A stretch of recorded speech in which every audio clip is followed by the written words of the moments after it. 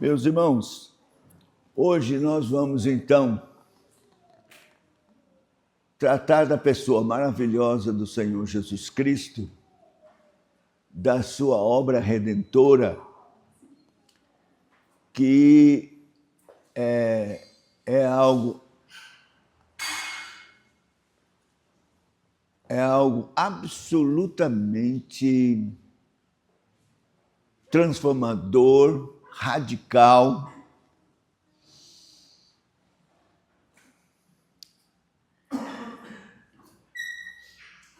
É alguma coisa que é imprecedente e não há qualquer possibilidade de se imitar ou de se conseguir de outra forma. Nós vamos estudar isso, ver verso por verso. Nós vamos tratar do mecanismo do novo nascimento.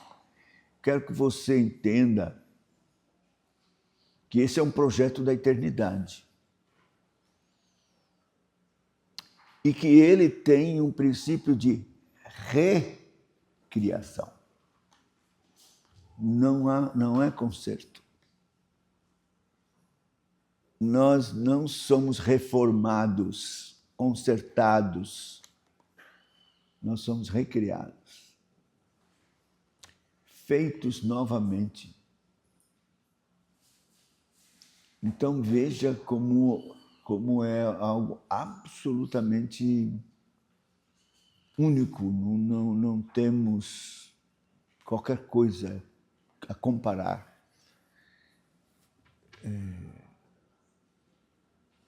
O pecado nos estragou de tal maneira, de tal forma, nos contaminou, que não tem como consertar, não tem como reformar.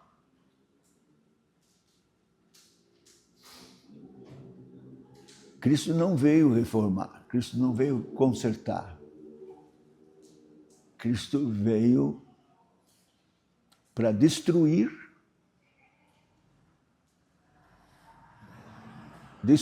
matar, destruir essa vida velha, adâmica,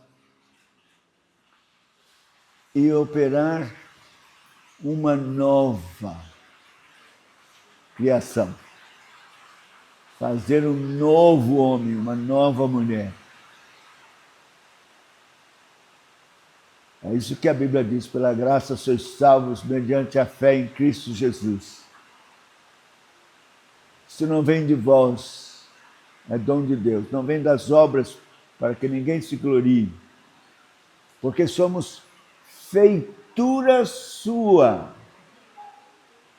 criados em Cristo Jesus para as boas obras. Então, esse processo de recriação, ele tem fases que nós precisamos seguir pela palavra de Deus e compreender isso.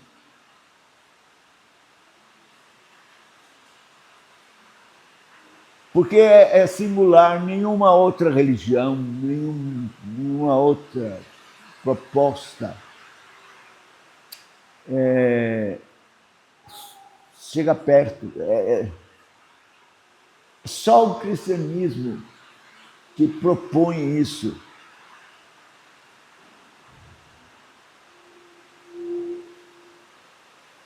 E é preciso compreender e entender isso, porque a gente, olhando para as outras religiões, as pessoas seguem regras que são estabelecidas por essa religião.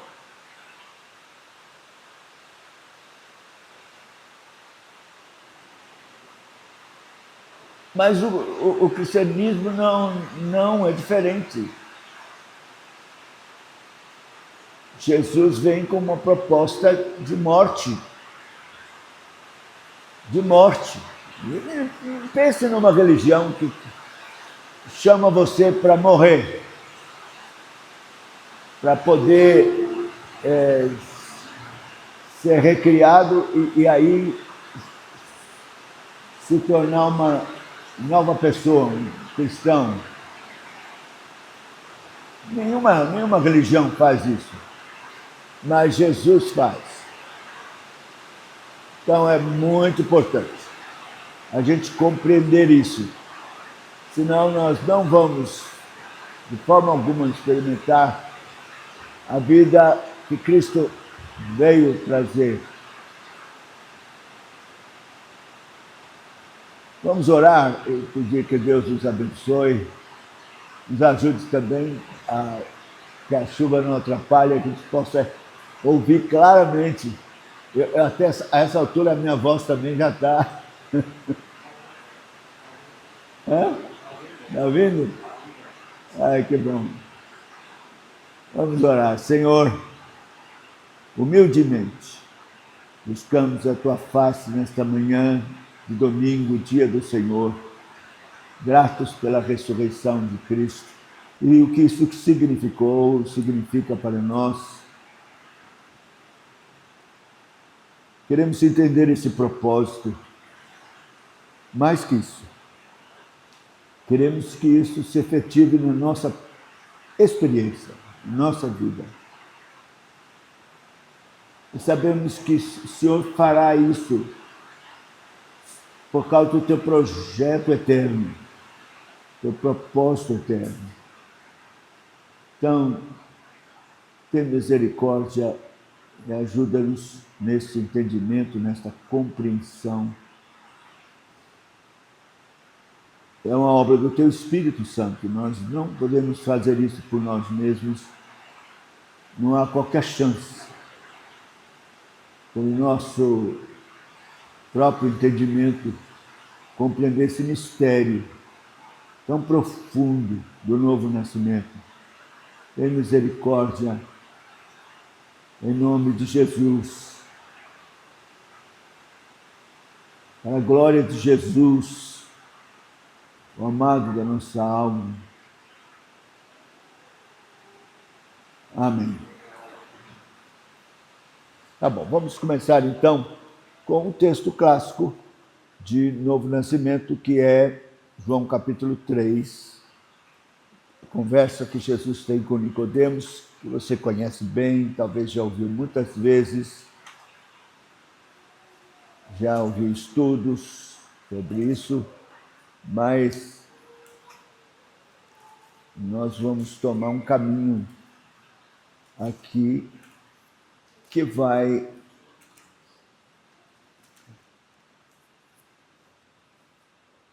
nos levar ao entendimento, se Deus quiser, mais profundo disso.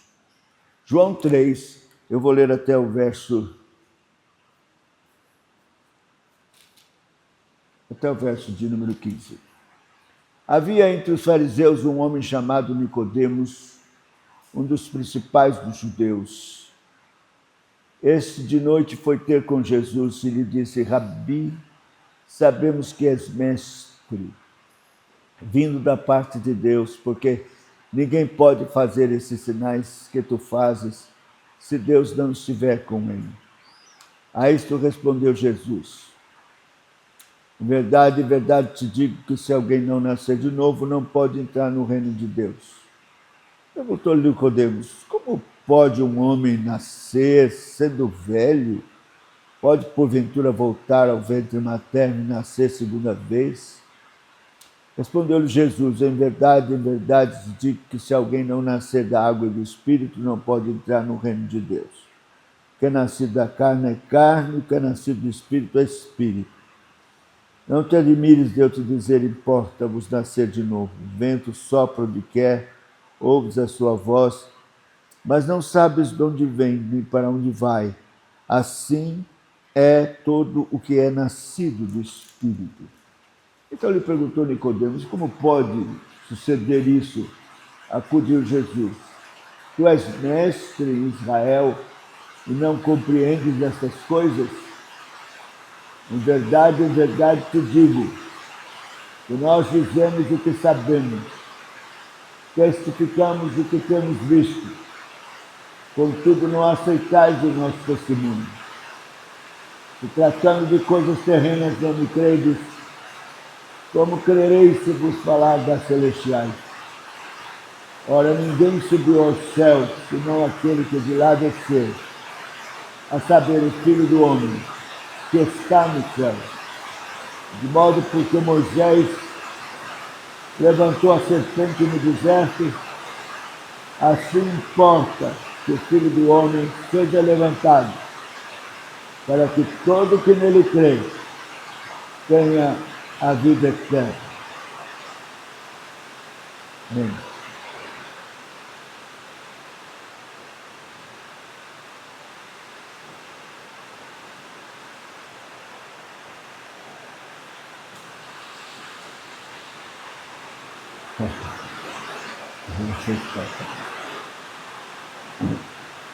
Graças a Deus.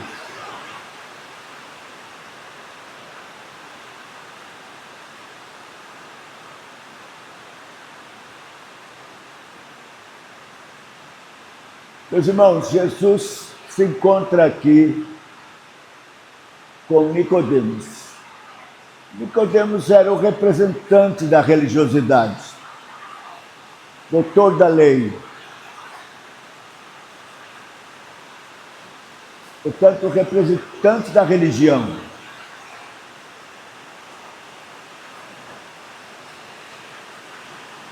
Ele reconhece que alguma coisa especial e diferente havia em Cristo. Sinais, prodígios, sua palavra.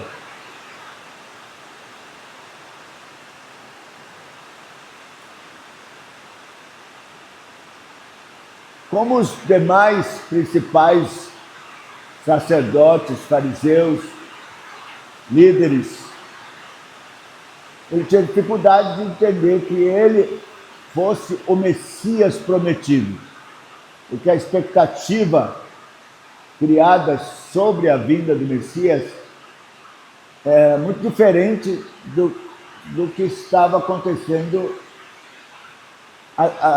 com Cristo. Os milagres, de fato, eram extraordinários, mas eles estavam esperando mais que isso.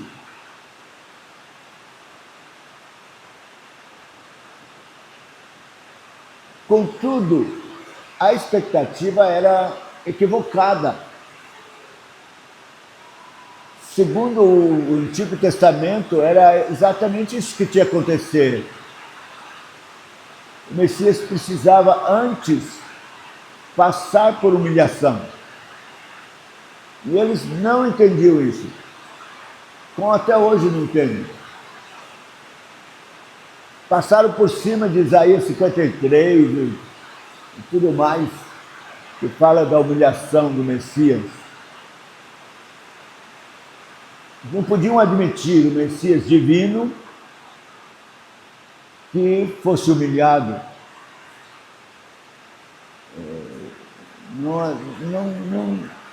Não entendiam isso. Então, quando ele fala com Jesus, ele diz, olha, eu não conheço que o Senhor é enviado de Deus. Ninguém pode fazer os sinais que tu fazes se Deus não estiver com ele.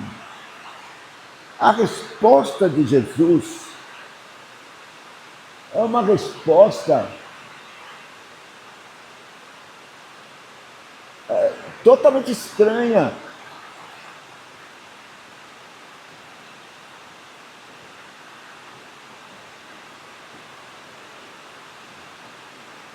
E que é totalmente de encontro, quer dizer, contrário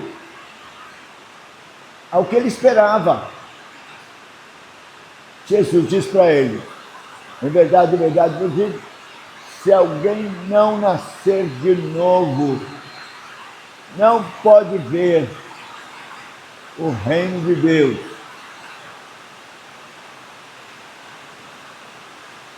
Podemos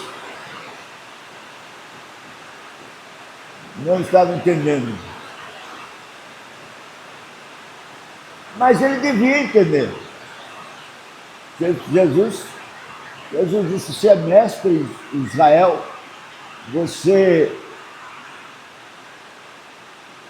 conhece as Escrituras. O que ele tinha na mão era todo o Antigo Testamento, completo. E Jesus pressupõe que o Antigo Testamento leva à compreensão deste propósito que desemboca no novo nascimento. Jesus diz: em verdade vos digo, quem não nascer da água e do Espírito não pode entrar no reino de Deus. Há muita especulação sobre o que é nascer da água e do Espírito. Você vai encontrar várias interpretações, inclusive do que isso se refere ao batismo. Mas não pode ser, por várias razões. O batismo não tem poder de operar novo nascimento. O batismo é uma expressão ritual que testemunha e deve testemunhar esse novo nascimento, mas não realizar novo nascimento. O batismo não tem poder salvífico. E depois,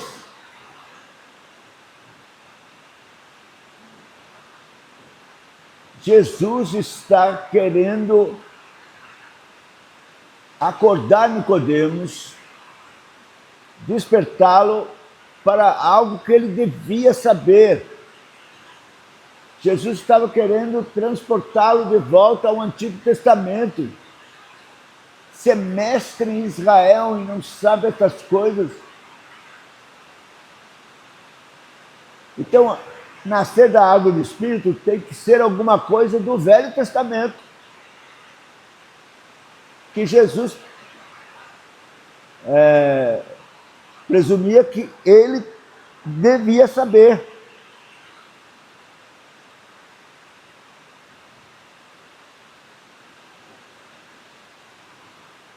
Então, nós temos que ir ao Velho Testamento para vermos o que é nascer da água e do Espírito. Então, vamos lá para Ezequiel. Nós temos, além de Ezequiel, Jeremias, mas eu vou escolher Ezequiel, que me parece mais... Ezequiel 36.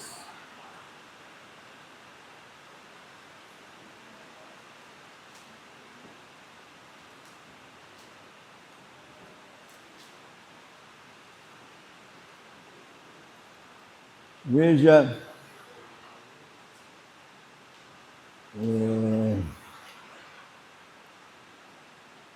Ezequiel, gente, estou aqui no Isaías ainda.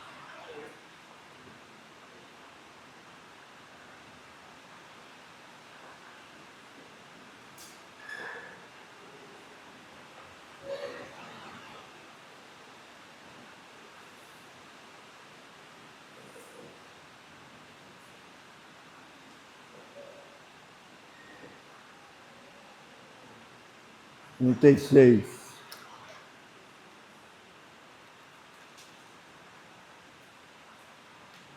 Vamos começar lendo o assunto é restauração de Israel, a partir do verso 16.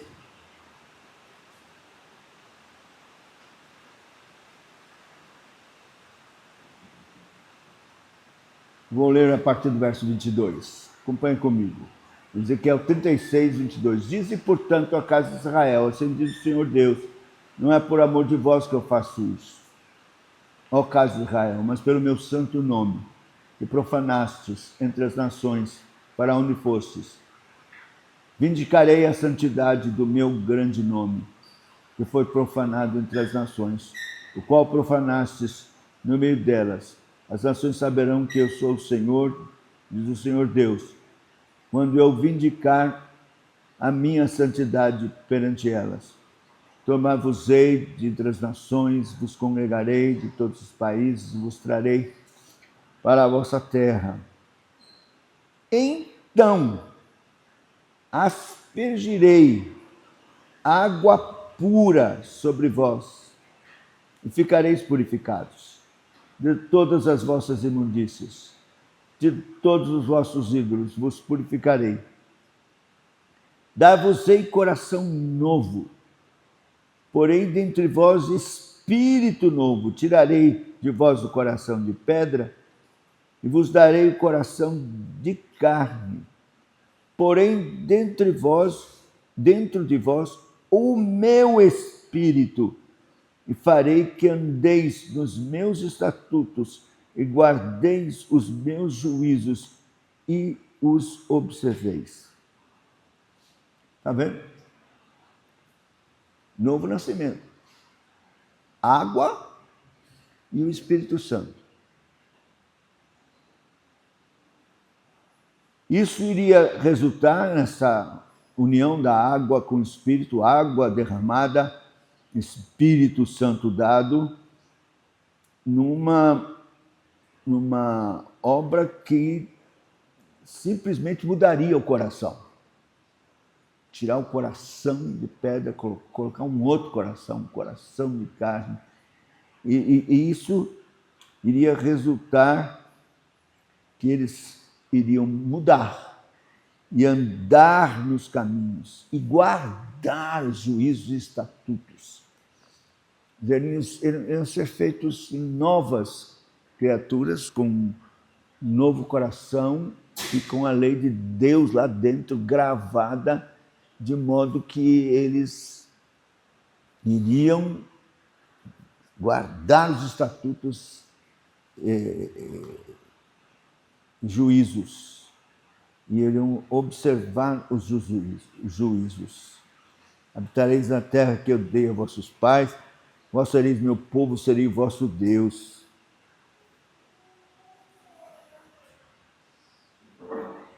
No verso 31 diz, então vos lembrareis dos vossos maus caminhos, dos vossos feitos que não foram bons, tereis nojo de vós mesmos por causa das vossas iniquidades e das vossas abominações.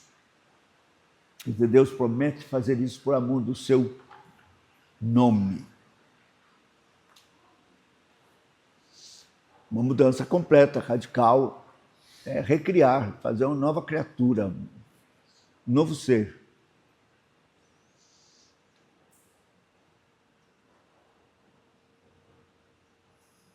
Agora,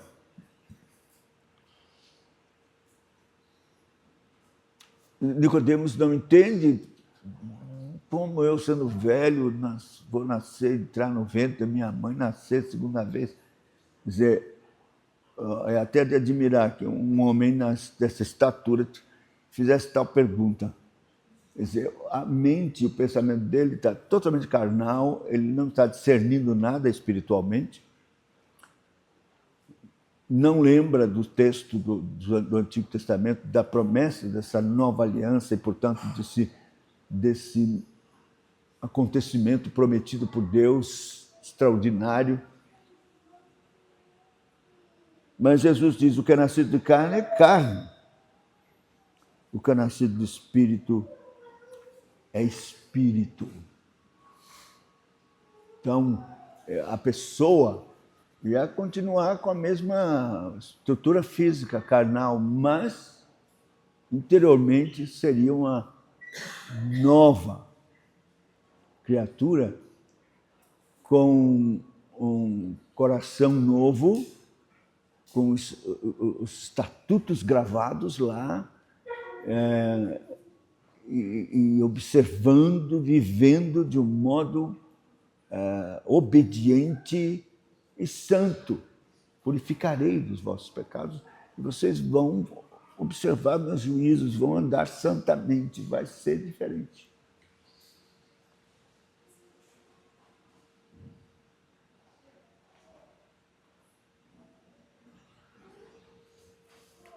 Bom, eu ainda vou detalhar essa água espírito, porque esses são elementos elementos essenciais usados por Deus para operar esse novo nascimento. Eu quero parar aqui, pôr o dedo aqui, que eu vou voltar aqui.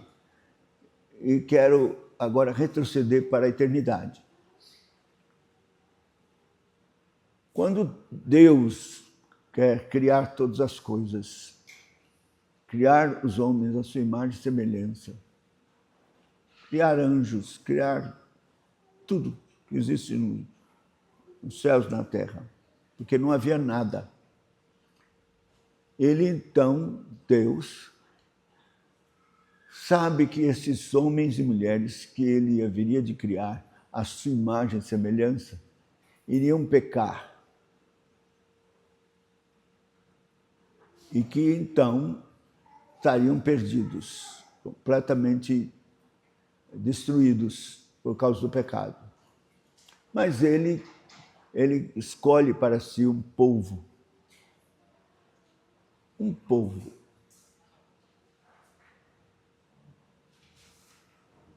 Pessoas que ele ama, mesmo pecadores, mesmo sabendo que iriam pecar, ele escolhe, mesmo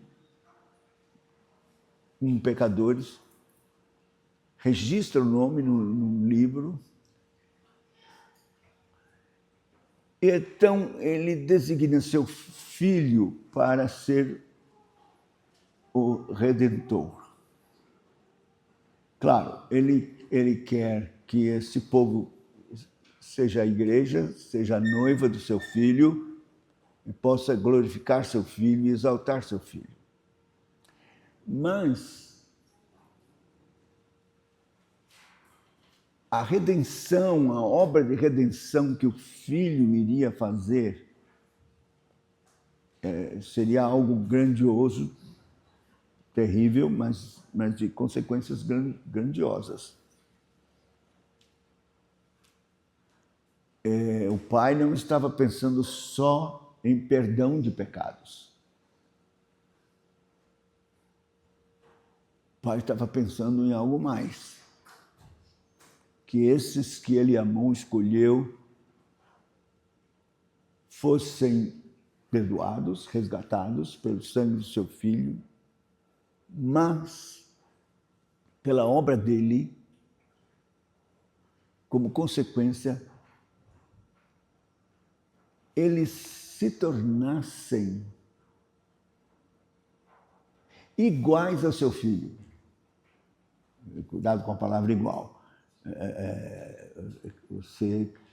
É preciso falar essa palavra igual, mas guardando as proporções do que o filho consiste por causa da sua divindade.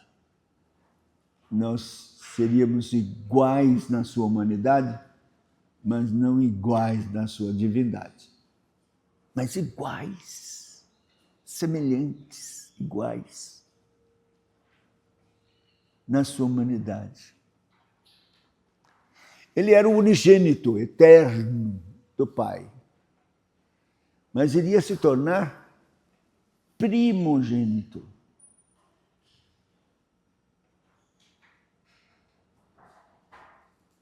Isto é, um irmão mais velho dentre muitos irmãos.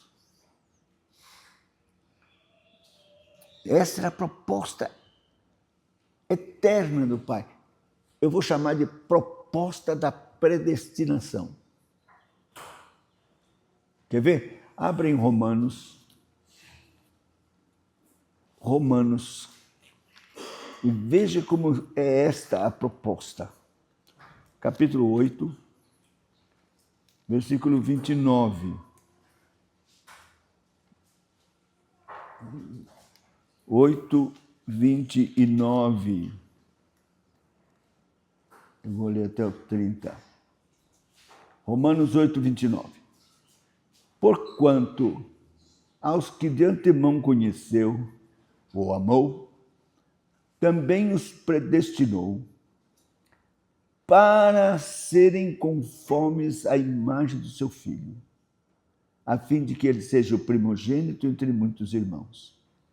E aos que predestinou, a esses também chamou, aos que chamou, a esses também justificou, aos que justificou, a esses também chamou. Está vendo? Então, o propósito da predestinação é que Cristo fosse primogênito. Mas primeiro, que nós fôssemos a imagem do seu Filho, conformes à imagem do seu Filho. E ele então seria primogênito entre muitos irmãos.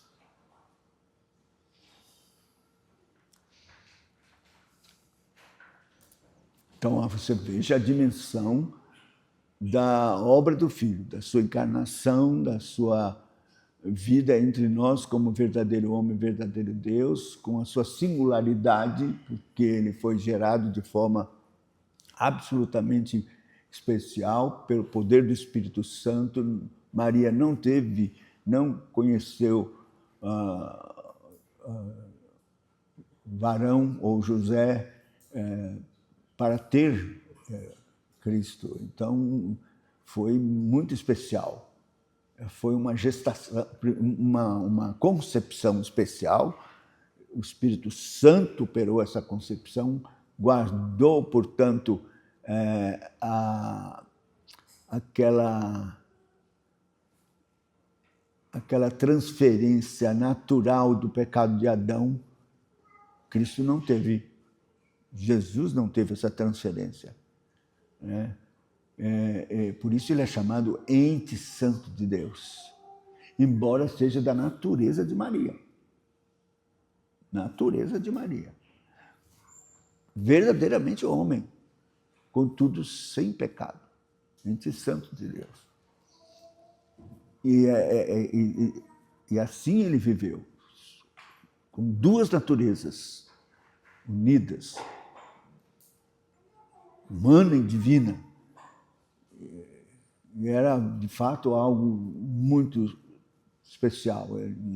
Mas ele cumpre a justiça, vive a vida que ele tinha que viver de obediência à lei, para realizar esse milagre proposto na eternidade pelo Pai, de resgatar os eleitos e conceder que, pela sua obra ativa de vida perfeita, de obediência à lei, morte de cruz substitutiva e ressurreição, pudesse valer ou resultar em homens e mulheres que, nascidos de novo, fossem conformes à sua imagem, semelhantes, iguais a ele. Parece uma coisa assim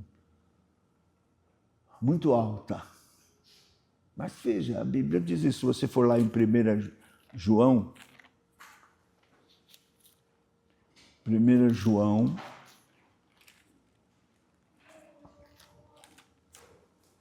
no capítulo 2, versículo 6, diz assim: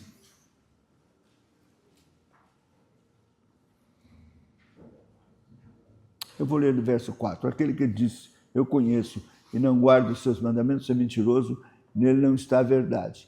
Aquele, entretanto, que guarda a sua palavra e nele verdadeiramente tem sido aperfeiçoado o amor de Deus, aquele, entretanto, que guarda a sua palavra, nele verdadeiramente tem sido aperfeiçoado o amor de Deus. Nisso sabemos que estamos nele.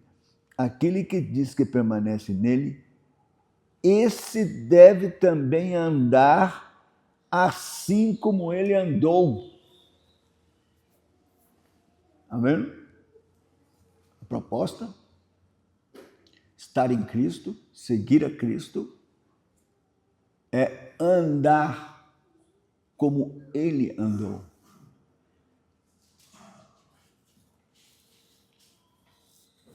A vida de Jesus. Milhares de crentes, homens e mulheres, andando como Cristo andou, parecidos com Cristo, com as mesmas reações, atitudes, palavras.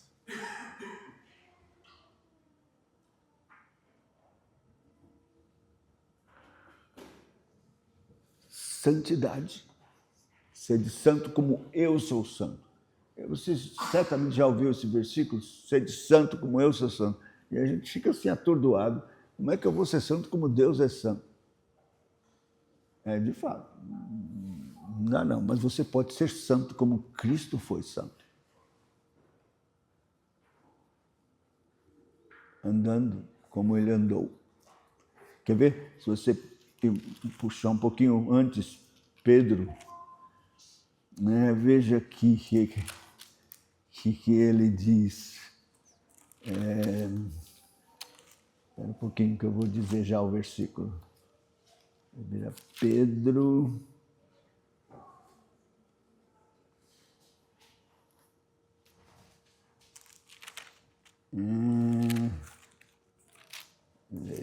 Peraí. Aliás, 2 Pedro. Pronto. 2 Pedro, capítulo 1. No verso 3 começa assim: visto como pelo seu divino poder nos têm sido doadas todas as coisas que conduzem à vida de piedade pelo conhecimento completo daquele que nos chamou para a sua própria glória e virtude, pelas quais nos têm sido doadas as suas preciosas e muito grandes promessas, para que por elas vos torneis coparticipantes da natureza divina, livrando-vos da corrupção das paixões que há no mundo. Bom, quando você lê esse versículo, fica com uma coisa assim na cuca, né? Coparticipantes, para que por elas vos torneis coparticipantes da natureza divina. Como é que a gente vai ser coparticipante da natureza divina? Bom, pelo resto das Escrituras, a gente tem que entender que isso, ele não está querendo dizer que nós vamos ser divinos. De jeito nenhum. Não pode. Então, pelo resto que ele fala, livrando-vos da corrupção das paixões do mundo, a gente então compreende que ele está falando de uma coparticipação com o atributo divino ou de Deus de santidade. A santidade é um atributo comunicativo, é um atributo, porque tem atributos que não são comunicáveis de Deus, é só dele, acabou. Mas tem atributos de Deus que não são comunicados. Santidade é um deles, que Deus tem, mas comunica, ele concede que nós sejamos santos. Então, coparticipante da natureza divina significa ser coparticipante do atributo divino que é a santidade. Por que santidade? Livrando-vos da corrupção das paixões que há no mundo. Então nós podemos andar como Cristo andou em santidade e sermos coparticipantes dessa natureza divina dele, de santidade. Que a natureza divina comunicou à natureza humana dele esse atributo, santidade. E ele andou como homem em verdadeira santidade divina. Contudo, viveu o atributo de santidade que lhe foi comunicado. Assim, o atributo de santidade nos é comunicado também. E nós podemos andar em santidade como Cristo andou. Você tem muitos outros versículos. Então, eu sei, você deve estar pensando, é impossível, pastor. Eu estou numa luta muito grande para viver uma reste aí de santidade. O senhor está falando em viver como Cristo, andar como Cristo, viver como Cristo, ser santo como Cristo. isso é muito alto, que eu nunca vou alcançar. De fato, nunca vai mesmo alcançar. Pelo seu esforço, por qualquer outro processo ascético que você queira, exercício que for, jejum, qualquer coisa que você queira fazer, para seu esforço, jamais, eu vou dizer como francês, jamais, não vai não. Por isso é que é preciso algo misterioso que está além de nós, mas que vem de Deus em Cristo, que é operado de tal forma que Deus faça isso. Lhe recrie, lhe faça uma nova criatura, imprima as suas leis no seu coração, seus estatutos, seus juízos, e faça você andar como Cristo andou.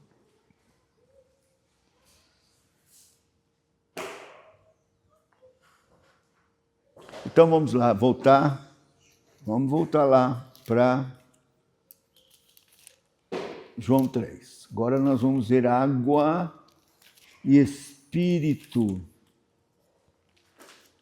que Jesus está tomando do Velho Testamento, que foi mencionado para falar do novo nascimento, mas o que é isto agora no Novo Testamento?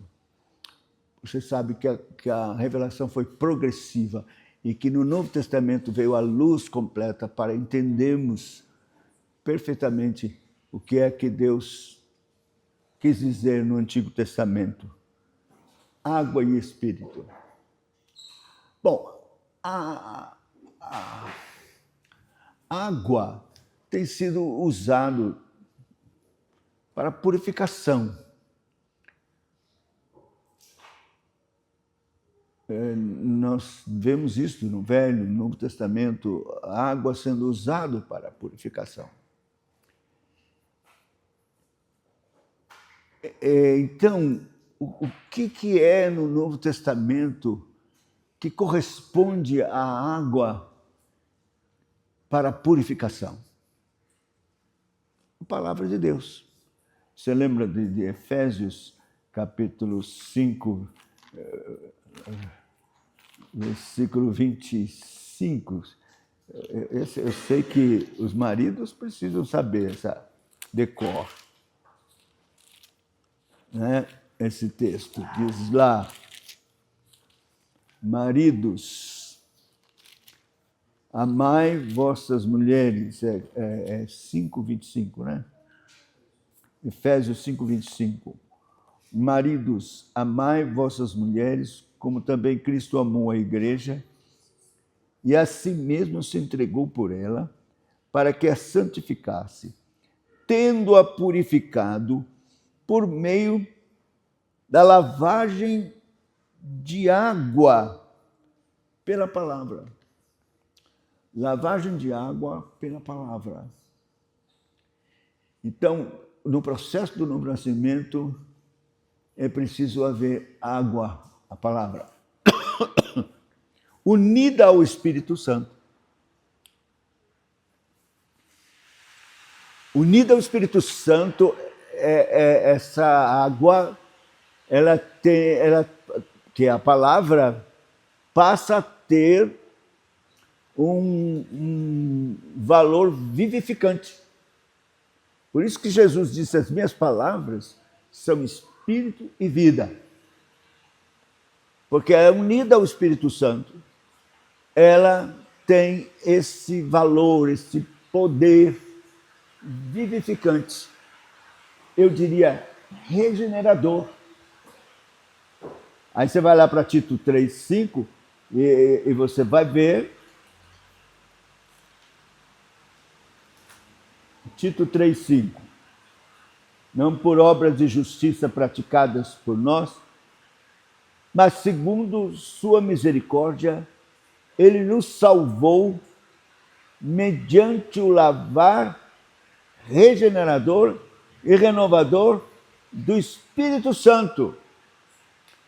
Lavar, regenerador, implica a água que o Espírito Santo usa, a palavra, para operar esse lavar regenerador e renovador. Então, é a palavra de Deus e o Espírito Santo que é usado para operar esse lavar regenerador e renovador, para que haja novo nascimento. Água e Espírito, junto, operando essa regeneração. Se você abrir ainda em Tiago 1,18, mais para frente um pouco,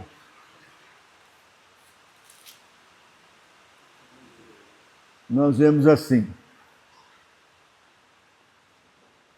pois segundo o seu querer, ele nos gerou pela palavra da verdade, para que fôssemos como primícias das suas criaturas. Veja, ele nos gerou pela palavra da verdade. Então, a palavra de Deus tem poder vivificante, regenerador,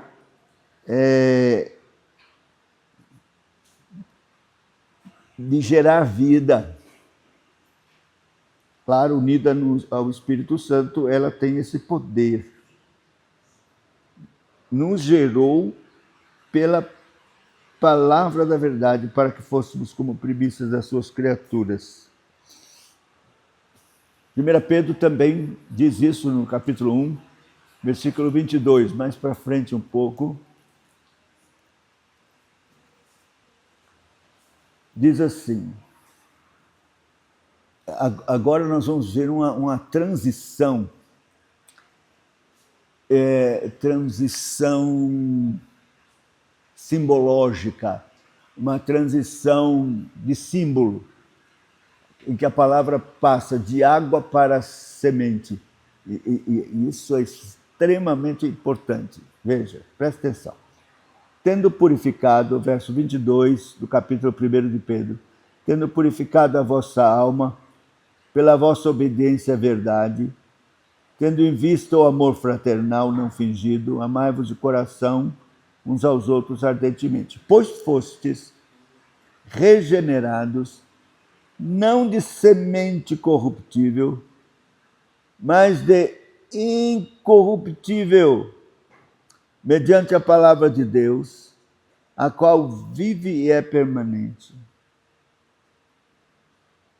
Olha, aqui agora ele fala, fosse regenerados de semente incorruptível, que é a palavra de Deus. Então a palavra de Deus, com seu poder regenerador, revivificante, agora é chamada de semente, mas é a mesma palavra. Mas essa mudança de água para semente, ela é importantíssima. Porque é aí exatamente que está, vamos dizer, o germe, o DNA do novo nascido. Está nesta semente divina, que é a palavra de Deus.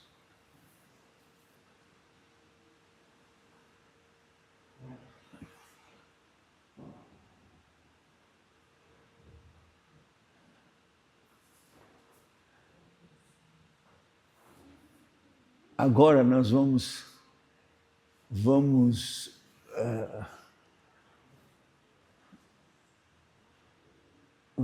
colocar esta semente divina na pessoa bendita do Senhor Jesus Cristo.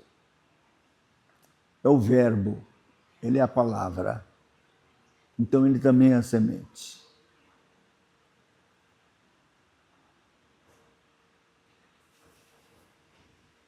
Abra comigo em João, Evangelho de João, capítulo 12.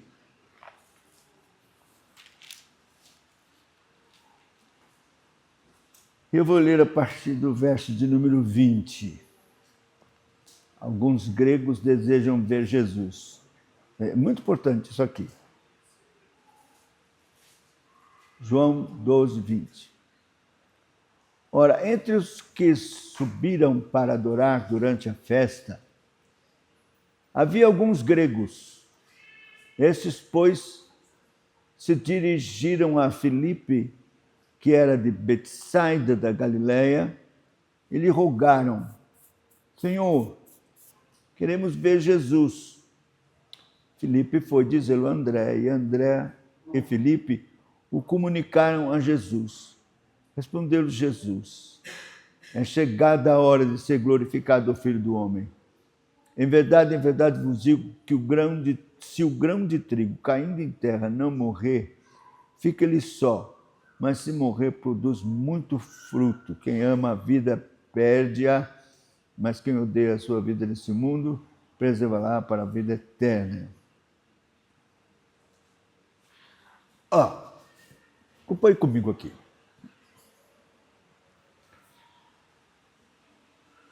Jesus está a um passo da cruz. Ele chega em Jerusalém. Jerusalém está empolvorosa.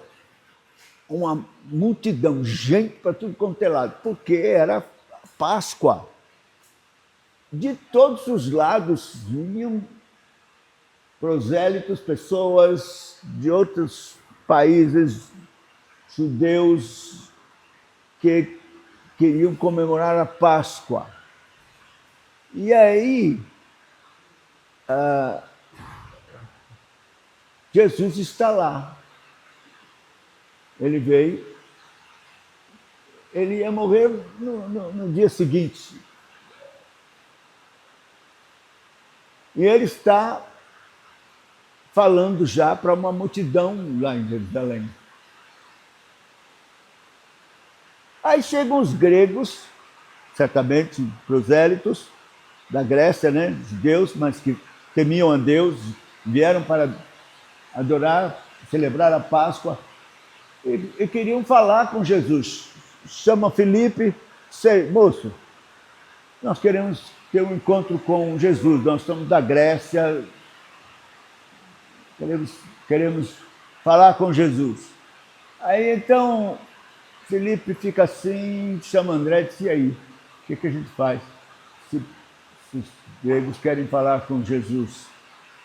Aí André diz: vamos lá falar com ele. Aí foram, certamente interromperam Jesus e disseram: tem um grupo de gregos que quer ver o Senhor, falar com o Senhor. A resposta de Jesus é estranhíssima, né? Jesus disse: chegou a hora de ser glorificado o Filho do Homem. Se o grão de trigo caindo em terra não morrer, fica ele só, mas se morrer, produz muito fruto. Agora imagine, eu acho que Filipe olhou para André, André para Filipe. E é isso. Imagine eles falando lá para os gregos. Então os estudiosos da palavra de Deus dizem o seguinte: esses gregos chegaram em Jerusalém e todo o assunto de orelha das pessoas ou nos grupinhos era Jesus. E eles então ouviram: olha, tem um rabino aí, maravilhoso, que fala com autoridade, não fala como os escribas e fariseus, não, mas fala com autoridade. E realiza milagres extraordinários, cegos vêm, aleijados saem pulando, vão embora, ressuscita mortos. Tem um aí que foi ressuscitado, tal de Lázaro, que está aí, está na festa aí, andando aí. Mas tem uma coisa que nós já sabemos: os principais sacerdotes, as autoridades, já têm o plano para matá-lo. Vão matá-lo. Então os gregos foram lá para fazer uma proposta para Jesus. Disse, olha, vamos lá, a gente fala com ele, para ser nosso rabino, a gente leva ele para a Grécia, vamos dar tudo o que ele precisa, ele nos ensina, e a gente livre ele da morte. Agora dá para entender a resposta de Jesus. Chegou a hora do Filho do Homem ser glorificado. Se o grão de trigo não, caindo em terra não morrer, fica ele só. Mas se morrer, produz muito fruto. Então Jesus aqui está dizendo que ele é a semente que tem que morrer para que produza muito fruto. Ele está falando da sua morte, ressurreição e do novo nascimento de milhares e milhares de eleitos de Deus, que seriam os frutos que nasceriam da sua morte e ressurreição. Por exemplo, talvez o trigo a gente não está muito acostumado, mas milho a gente está. Vamos seguir falar do milho.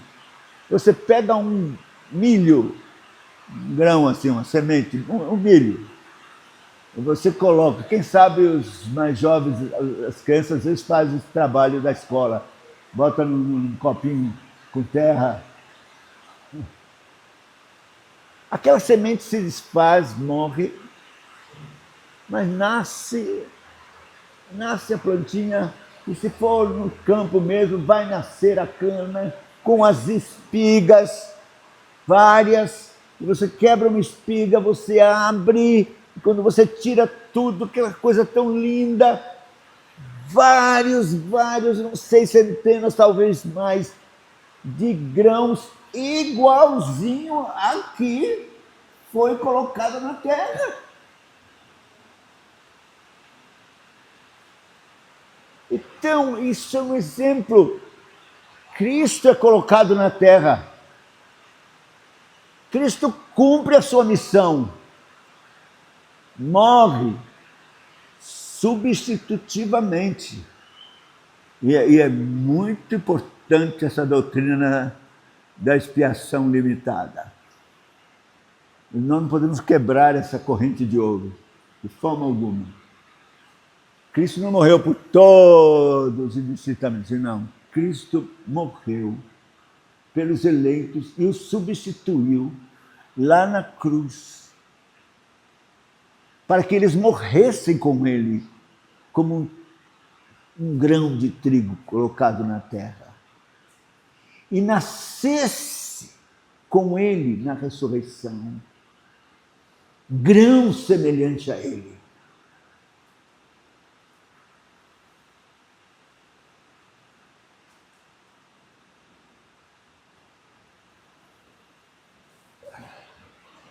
Então, você precisa entender isso. Que se você é um eleito, foi isso que aconteceu. Você morreu com Cristo e foi sepultado na terra com Cristo, para que o corpo do pecado fosse desfeito. E você nascesse com ele na ressurreição, para ser semelhante a ele. Nova criatura. Se a gente for lá para 1 João, no capítulo número 3,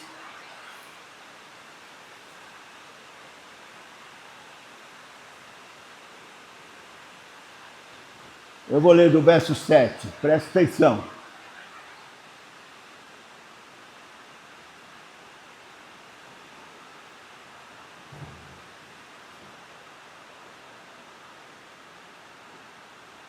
Filhinhos, não vos deixeis enganar por ninguém. Aquele que pratica a justiça é justo, assim como ele é justo. Pratica a justiça é justo, como ele é justo. Ele é Cristo. Aquele que pratica o pecado procede do diabo, Porque o diabo vive pecando desde o princípio. Para isso se manifestou o Filho de Deus para destruir as obras do diabo. Agora presta atenção. Todo aquele que é nascido de Deus não vive na prática do pecado, pois o que permanece nele é a divina semente. Ora, esse não pode viver pecando, porque é nascido de Deus. Noutra tradução diz, é impossível que viva pecando, porque é nascido de Deus. Nisso são manifestos os filhos de Deus e os filhos do diabo. Então veja, aqui está dizendo, o que permanece nele é a divina semente.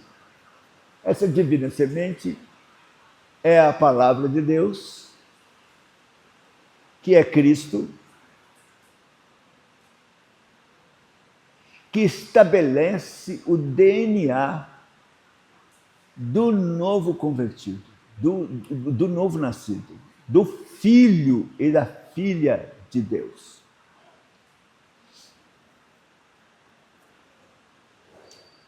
Interessante que no original, a palavra aqui, semente, divina semente, a palavra semente no original, no grego, é esperma. Pode olhar no original. Divino esperma. Divina semente. Aí a gente entende bem, porque quando a relação do casal e então o espermatozoide vai e entra no óvulo e existe a concepção. Então os cientistas falam desse DNA que é transmitido e o milagre acontece. O neném, a criança nasce e não tem jeito, vai parecer com a mãe, com o pai, vai parecer, vai ser parecido, né? Até nos trejeitos, porque recebeu o DNA. Então, isso é científico, não tem como escapar. Assim também, espiritualmente, Cristo é a semente. E a sua palavra, que ele diz, é a semente. E essa semente é o DNA de Deus, é a semente de Deus, que produz o novo nascido com características específicas. É impossível que ele viva pecando, por causa dessa semente divina. Que permanece nele é a divina semente. Antigamente, eu não sei se você chegou a conhecer, mas é um corinho antigo que diz assim: todo filho se parece com o pai. Já viu isso? Todo filho se parece com o pai. Todo filho se parece. Todo filho se parece. Todo filho se parece com o pai. Aí faz a aplicação. Se você é um filho de Deus, será que se parece com o pai? É um corinho antigo. Mas é a verdade. Um novo nascido tem que se parecer com Cristo. Agir como Cristo. Ser como Cristo. O que permanece nele é a divina semente. Então ele vai agir como Cristo. Necessariamente. Ah, mas pastor, claro que tem uma diferença. Cristo não tinha pecado.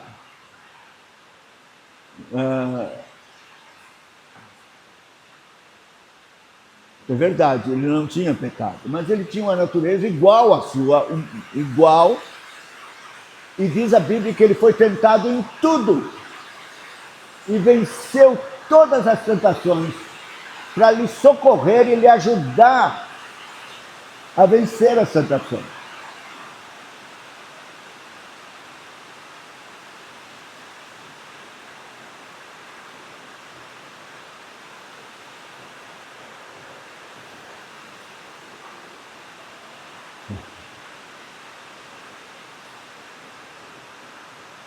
Graças a Deus.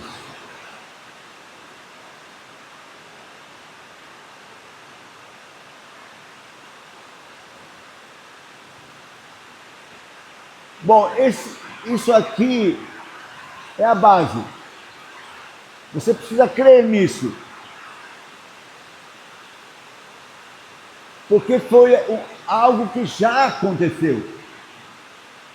Não é algo que vai acontecer. Já aconteceu há mais de 2000 anos atrás. Cristo andou nessa terra. Ele de fato viveu aqui. Ele respirou esse ar. E ele realizou a sua obra desde o início, quando foi batizado, iniciou seu ministério. Ele fez isso pensando em você, pensando nos eleitos. Ele tinha que completar esta obra que o Pai lhe concedeu que fizesse, para que milhares fossem salvos durante todas as eras, para se tornar a sua igreja, filhos e filhas de Deus, com DNA de Deus, e fossem semelhantes a Ele o primogênito, e muitos filhos semelhantes a Ele, a igreja, a noiva. Eu quero encerrar com Romanos 6, porque Romanos 6 vai detalhar isso e lhe ajudar a compreender e a tomar posse dessa verdade. Romanos, capítulo 6.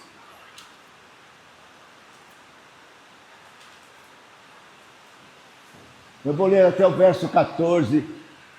Nós estamos encerrando, então tenha paciência. Que diremos, pois?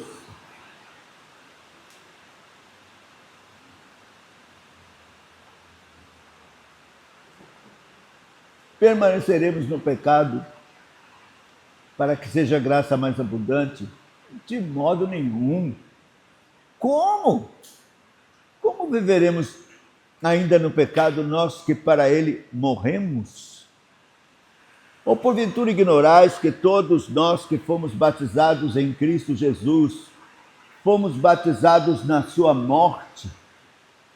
Fomos, pois, sepultados com ele na morte, pelo batismo, para que, como Cristo foi ressuscitado dentre os mortos pela glória do Pai, assim também andemos nós em novidade de vida. Deixa eu botar um dedo aqui. Aqui não está falando de batismo na água, não. Aqui está falando de um batismo do Espírito Santo. Esse é o batismo do Espírito Santo, que Deus realiza no coração de uma pessoa. Ele batiza você na morte de cruz e na ressurreição. Une você com a morte de Cristo lá na cruz e na ressurreição. E então ele faz isso agora no seu coração. Esse é o batismo que o Espírito Santo faz, unindo você na morte, sepultamento e ressurreição de Cristo. Porque se formos unidos com ele na semelhança da sua morte, certamente seremos também na semelhança da sua ressurreição. Sabendo isto, que foi Cristo, sabendo isto, que foi crucificado com ele o nosso velho homem, para que o corpo do pecado seja destruído, e não sirvamos o pecado como escravos, porque quem morreu está justificado do pecado. Ora, se já morremos com Cristo, cremos que também com ele viveremos, sabedores de que, havendo Cristo ressuscitado dentre os mortos, já não morre, a morte não tem domínio sobre ele. Pois quanto a ter morrido, de uma vez para sempre morreu para o pecado, mas quanto a viver, vive para Deus. Assim também vós, considerai-vos mortos para o pecado, mas vivos para Deus em Cristo Jesus. Não reine, portanto, o pecado em vosso corpo mortal, de maneira que obedeçais às suas paixões, nem ofereçais cada um os membros do seu corpo ao pecado como instrumentos de iniquidade, mas oferecei-vos a Deus como ressurretos dentre os mortos, e os vossos membros a Deus como instrumentos de justiça, porque o pecado não terá domínio sobre vós, pois não estáis debaixo da lei, sim da graça. Eu quero chamar a atenção para o verso 11. Veja, isso tudo que Paulo está dizendo, ele está dizendo, vocês não podem, não tem como viver em pecado, porque vocês foram identificados com Cristo na sua morte, unidos com Ele, para a destruição do corpo, como uma semente destruída, e para na ressurreição receber a vida e viver para Deus. Agora, uma nova criatura, semelhante a Cristo, é isso aí, não pode, o pecado não pode reinar. Mas aí no verso 11 ele dá uma dica muito importante para nós. Assim também vós considerai-vos mortos. Meus irmãos, aqui está um componente de fé. Considerar-se é assumir pela fé, é se apropriar pela fé. Esse trunfo é uma verdade já realizada por Deus. Uma vez por todas, Cristo morreu na cruz, viveu de modo perfeito, morreu na cruz e ressuscitou, está feito. Você com Ele morreu e ressuscitou, isso está feito. Agora você precisa, pela fé, se apropriar disso, entender isso e considerar-se morto para o pecado e vivo para Deus. Isso é um trunfo que você tem. Quando a tentação vier e dizer, eu estou morto, eu posso dizer não. Porque eu estou morto, eu me considero morto. Eu assumo isso. Isso de fato aconteceu. Por isso eu, ressuscitado com Ele, tenho o poder de dizer não à tentação. Não ao diabo. E viver de um modo santo, que agrada a Deus, irrepreensível. E além do mais, você precisa do capítulo 8. O capítulo 8 é fascinante. É fascinante. O capítulo 8 de Romanos, eu não vou expor, senão não tenho tempo. Nem eu aguento ficar em pé mais aqui. As pernas já estão bombeando. O que é que diz o capítulo 8? Agora, pois, nenhuma condenação há para os que estão em Cristo Jesus. É uma pena que na minha tradução está faltando um pedaço desse versículo aqui do original. Infelizmente, a nossa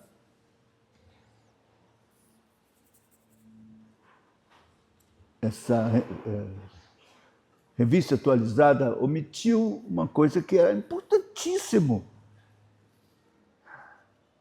Mas a outra tradução que compete com essa, como é que é?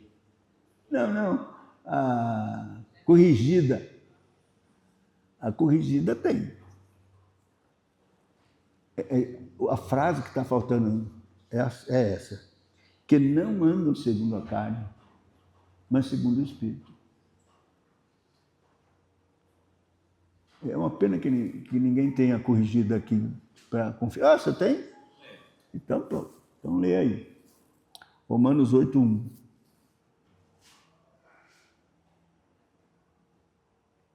Portanto, agora, nenhuma condenação há para os que estão em Cristo Jesus, Não anda segundo a carne, mas segundo o Espírito. Isso, tá certo. Nossa tradução não tem. É importantíssimo. Ele está dizendo o seguinte, que agora você não vai andar segundo a carne, mas segundo o Espírito. Aí ele vai explicar o que o Espírito faz, o que significa andar segundo o Espírito. Ele diz assim, é que as pessoas que de fato morreram, foram sepultados, ressuscitaram com Cristo e tal, eles adquiriram um poder que é muito próprio de Cristo. Ele chama de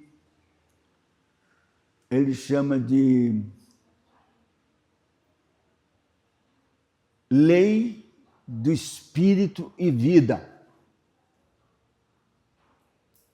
que age em contraposição, ao contrário, à lei do pecado e da morte.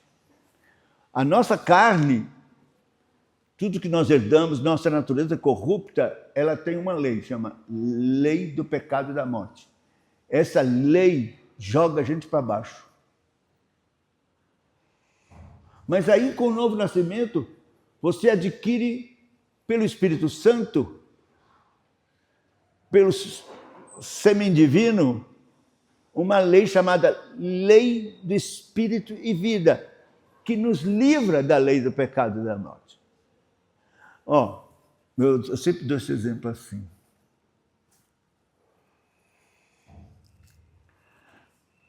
Tem um passarinho que a gente que tem em tudo quanto é lugar aqui, chama pardal. Eu vou pegar o pardal. O pardal é interessante, porque ele está aqui, ele tic. Às vezes ele vem e mesmo chega aqui. Em certos restaurantes ele vai por debaixo da mesa, ele tic, andando, ele vai andando assim por um pulinho, né? Mas de repente você vai chegar perto dele e voa. Pá. Quer dizer, existe uma lei chamada lei da gravidade. Você acha que o pardal não enfrenta essa lei da gravidade? Claro. Se você der uma pedrada nele, pum, ele cai. Mas ele enfrenta a lei da gravidade.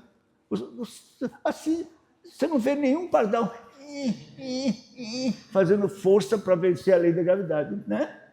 Ele do telhado para o outro. Tal. Vence a lei da gravidade, porque na natureza dele tem uma outra lei que Deus colocou, que faz com que ele vença a lei da gravidade sem nenhum esforço. Esse é um bom exemplo. Eu fui pastor na igreja da Bahia e eu vi que um pastor anterior, Eudaldo Lima, era muito engraçado, culto, e chegou um rapaz lá na igreja que ficou entusiasmado com a igreja e tal, e logo queria ser membro, e fez catecúmenos e tal. Mas o reverendo Eudaldo disse, rapaz, não está na hora não. Não, mas eu quero. Não, espera mais. Não. Aí foi para a reunião do conselho.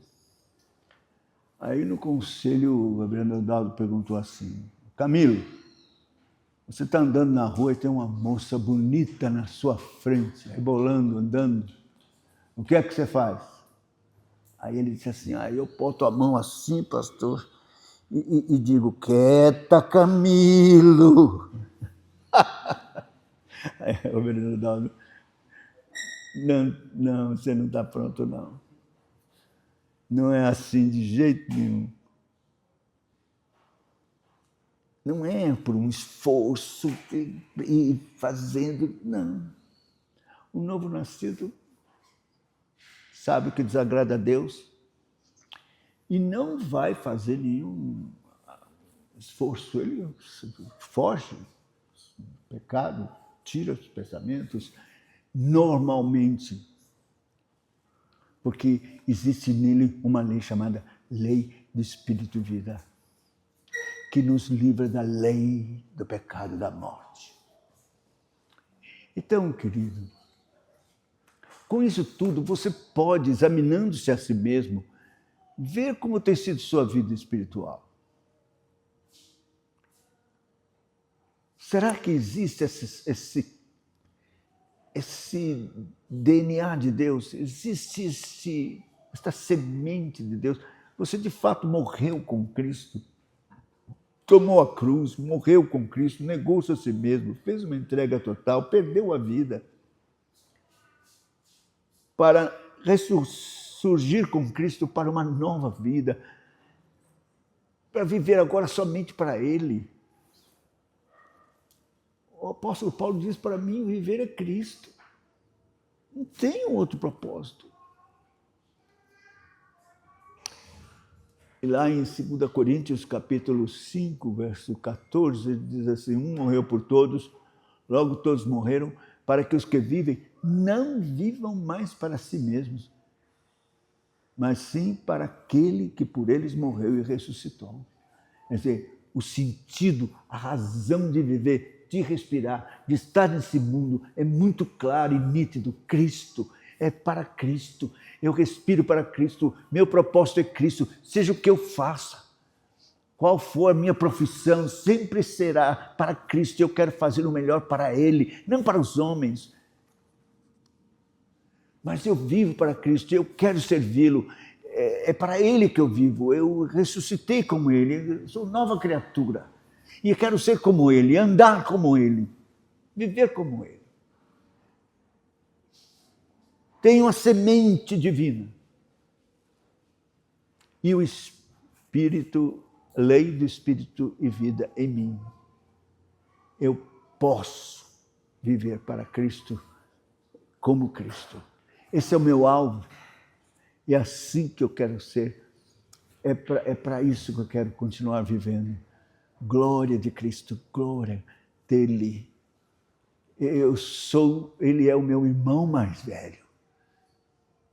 Ele é o primogênito, eu sou o irmão dele. Semelhante a ele, para viver como ele, eternamente. Ele é o amado da minha alma. Eu não tenho outra aspiração. Cristo. Que o Senhor, pelo Espírito Santo, use estas considerações, a sua palavra, e opere aquilo que tem designado operar pela palavra de Deus, conforme o seu propósito eterno na sua vida. Se você é um eleito de Deus, é isso que vai acontecer. Deus os abençoe.